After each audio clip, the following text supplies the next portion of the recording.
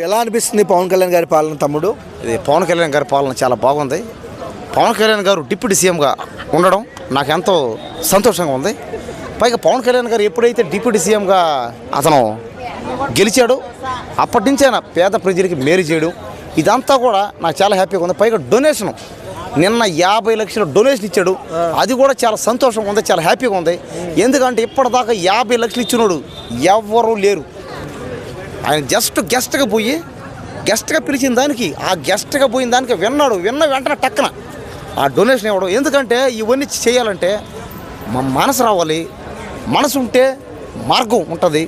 అది చేయాలి మనం చూసాం ఎన్నెన్నో దగ్గరలో. కాబట్టి ఏంటంటే ఇవన్నీ చేయాలంటే మనుషులకి అది అందరి వల్ల సాధ్యం కాదు ఇది.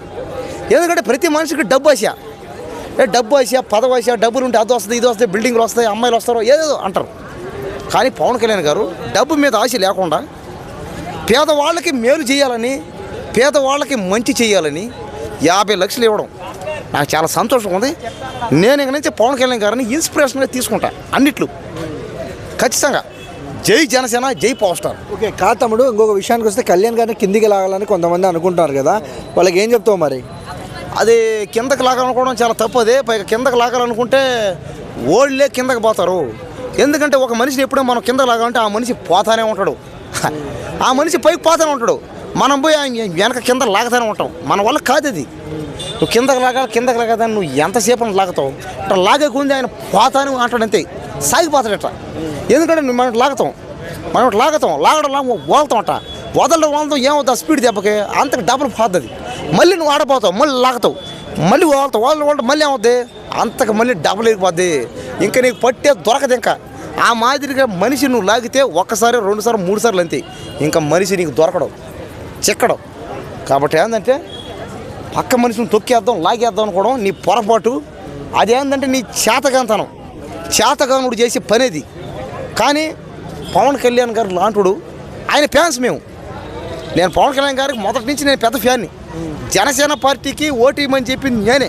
మా ఊళ్ళో ఇల్లు పెరిగా, రూపాయి ఆదాయం లేకుండా మంచి చెయ్యాలనే ఉద్దేశంతో, ప్రతి పేదవాడికి మేలు జరగాలనే ఉద్దేశంతో ఇంటింటికి తిరిగింది నేను చెప్పిన ఓటేద్దాం, గెలిపిద్దామని. కానీ అందరూ సినిమా యాక్టర్ అని రకరకాలుగా అన్నారు. సినిమా యాక్టర్ అతను వస్తే కష్టమయ్యా కాదు, ఆయన వస్తే మేలు చేస్తాడు, ఒక్క అవకాశం ఇచ్చి చూడండి అని నేను చెప్పిన మా ఊళ్ళో. కాబట్టి ఏంటంటే పానే అయింది. పడ్డ కష్టానికి ప్రతిఫలం రావడం, ఆయన గెలవడం నాకు చాలా సంతోషం ఉంది. అందరూ ప్రతి ఒక్కరూ పవన్ కళ్యాణ్ గారిని ఫాలో అవ్వండి, ఖచ్చితంగా ఆయన మంచి చేస్తాడు. కాబట్టి ఇంకెక్కడ ఇంకొక 4 సంవత్సరాల్లో ఏపీ మొత్తం డెవలప్మెంట్ అయిపోవడం ఖచ్చితంగా పక్కా. అయితే జై జనసేన, జై పవర్ స్టార్.